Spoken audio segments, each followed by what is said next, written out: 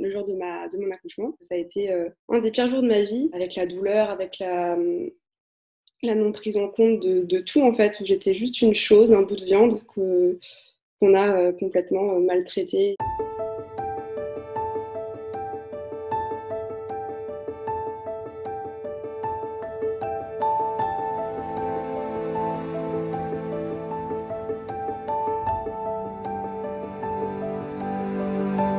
Ma grossesse était très désirée, je suis tombée enceinte à 20 ans. Donc déjà, quand tu arrives devant un médecin et que tu lui dis, voilà, je suis enceinte, et que tu as 20 ans, et te dit, ah bon, mais c'était voulu, est-ce que vous avez une relation stable? Enfin voilà, déjà plein de jugements qui ne sont pas vraiment les bienvenus. En fait, dès le tout début de ma grossesse, j'étais très malade. J'avais beaucoup de vomissements, très mal au ventre.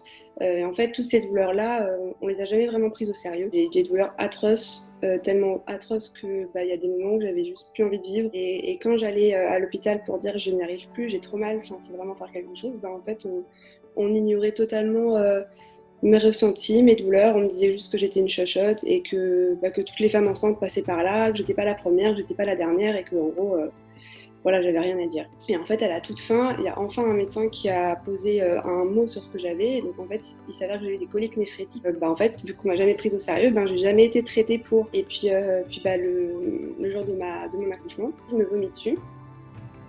En me vomissant dessus, vu que le bébé pesait beaucoup sur ma vessie, je me fais pipi dessus en même temps. Et j'étais complètement couverte d'urine, de vomi, c'était pas très beau à voir. Je demande à quelqu'un de m'aider à me nettoyer. Donc il y a une infirmière qui vient, qui me déshabille entièrement, mais qui me nettoie pas. Et en fait, je me suis restée plus d'une heure comme ça, toute nue, pleine de vomi et d'urine, avec la porte grande ouverte, avec les gens qui me voyaient comme ça. Quand je demandais de l'aide, on m'envoyait balader. Ils ont appelé l'anesthésiste pour me faire la péridurale. Et je suis tombée sur une interne qui n'était pas du tout humaine, pas du tout rassurante. En fait, elle s'est loupée, elle a pas piqué au bon endroit, ce qui fait que ça m'a fait une douleur horrible.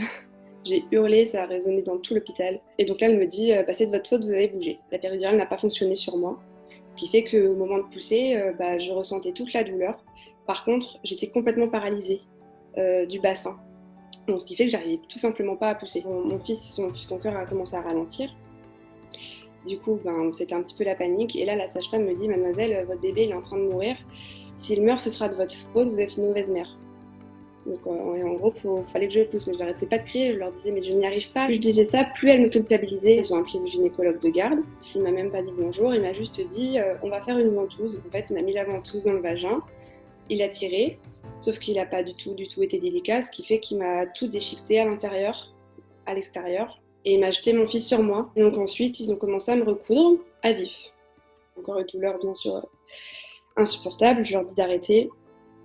Encore une fois, elles me disent que je suis une chochotte, que ça fait pas si mal que ça, et qu'il faut que je prenne sur moi. Donc, pareil, vu la situation, j'ose rien dire en fait. Je les entendais dire des choses pas très cool sur moi, comme quoi j'avais gâché leur soirée, que c'était un des pires accouchements depuis un moment, que ça a été un des pires jours de ma vie. C'est devenu compliqué depuis.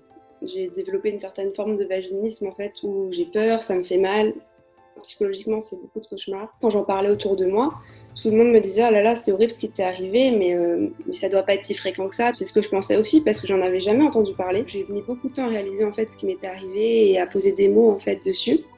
Et quand j'ai découvert le mot violence gynécologique, j'ai créé le compte Balance ton utérus où j'ai commencé à recevoir des dizaines et des dizaines de témoignages. Et c'est là en fait que j'ai vraiment eu le déclic et je me suis dit en fait non, c'est beaucoup plus courant qu'on ne le pense. Et malheureusement, on va dire que le corps médical, c'est un petit peu touchy quoi, quand on en parle parce que voilà, on n'ose pas trop, c'est eux qui ont la connaissance.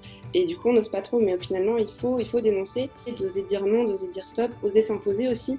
Quand tu es dans le cabinet et que le praticien veut faire tel ou tel examen et que toi tu te sens juste pas prête ou que tu ne veux pas, tu dis non et puis c'est tout.